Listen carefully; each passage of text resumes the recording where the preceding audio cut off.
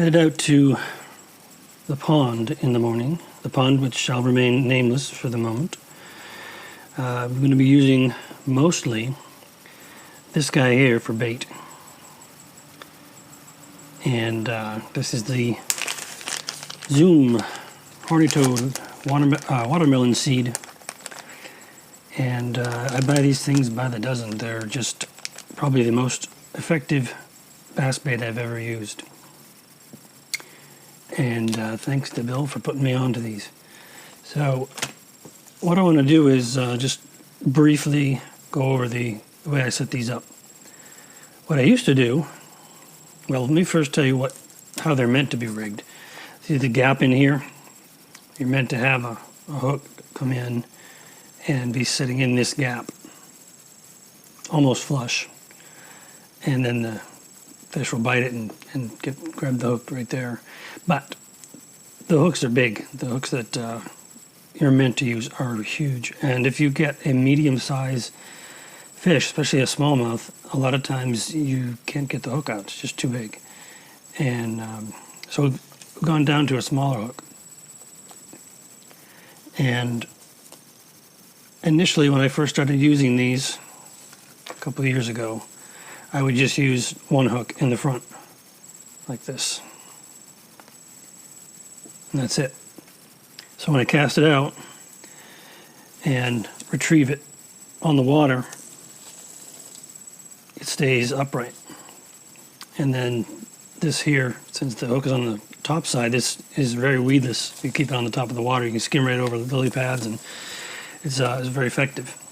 But I found that a lot of the times I'd be getting hits, and when I set the hook, nothing would be there on the end. So I would find bite marks on the legs, and so the fish were grabbing it by the legs, and sometimes a little farther up.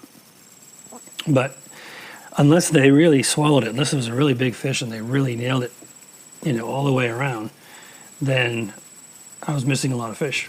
So what I decided to do was put a trailer hook on it. I could use the same type of hook as a trailer, and I'll put one in just as an example. Now the trailer hook I want to be right about there.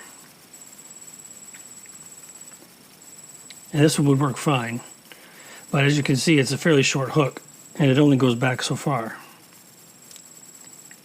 So instead of that, what I'm going to use is a jig hook that I have. And this I got from Jan's Netcraft. And this jig hook will sit here and go much farther back, more than halfway back, and then miss far fewer hits.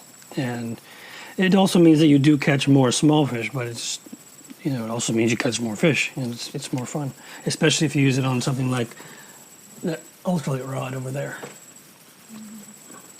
So what I'm going to do is put this in as the trailer hook, and then rig them both together. The reason I have this hook wasn't for this purpose. That isn't why I bought it, although it works perfectly for this purpose. The reason why I have it is because it's the hook that comes with the laser lures kits. And it works perfectly for this application. I just happen to have a whole lot of these kits because the company makes them. So check them out.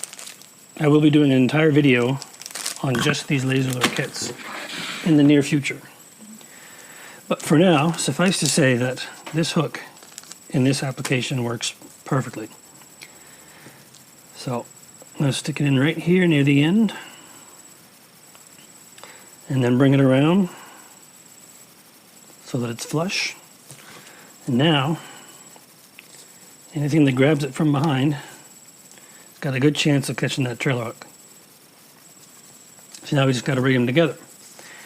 And it's actually a lot simpler than you would think. I use 15-pound fluorocarbon. Occasionally I'll use this stuff here. This is older than me.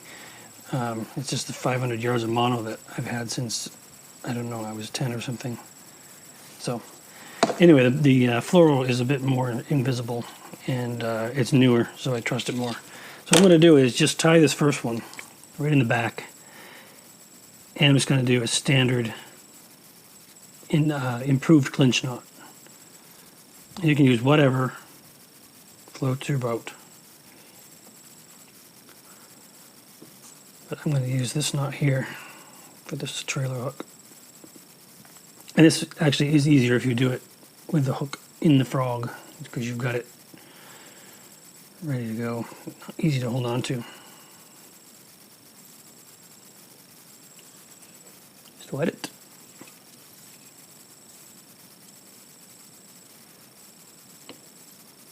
And then yank it.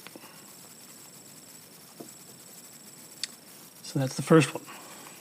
Now, of course, I don't have my I didn't have my clippers with me, but I do have my fly tying scissors. It's like they need to be sharpened. Okay, so there's the first knot. And then what we're going to do is pick a length. What I'm going to end up with is a loop up here. So I'm going to have a knot, a snell knot there, and then a loop up here. So I'm going to give myself enough so that I don't run out when making this loop. So next thing I do, and the reason I do this with it in the frog and not separately first is so that I don't have a lot of excess line. When I first started doing this, I tied these when they were not in the frog, and then I would put them in the frog, and sometimes I'd have too little line and the frog would do this, or sometimes I would have too much line and it would be messy and we would catch on weeds and things when I were underwater. So I do it with it on the frog. So what I'll do is hold it here, go around the shank 4 or 5 times,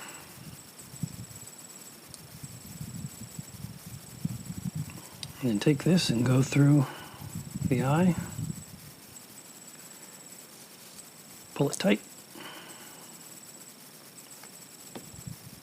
It's not a complete snell knot, but it does the job. It just gets it around the shank and it gets it back here connected. Actually, you know what? Scratch that.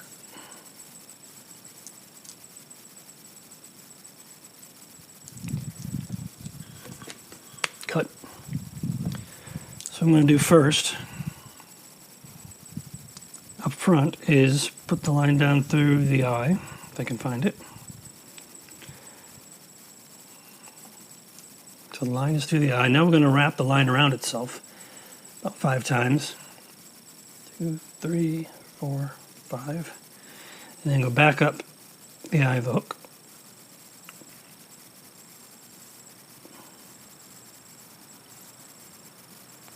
And then snug it up.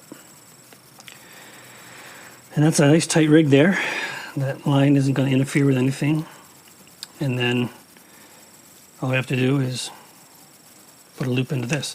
Now you could tie this onto a swivel, or you could tie it onto some kind of a connector, but I like the loop.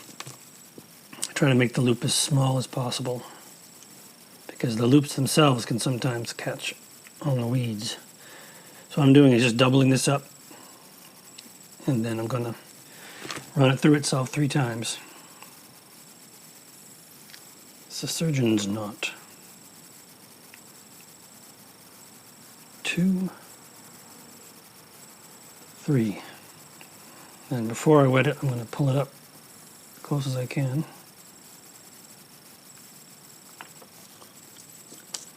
And then I use these to get it nice and tight.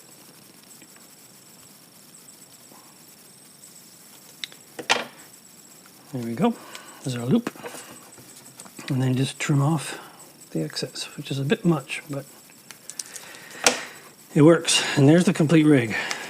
And I'll rig up probably 4 or 5 of these for tomorrow. So all I have to do tomorrow is just snap the swivel on there and go out and catch some bass. I'm most likely going to get into some pickerel too.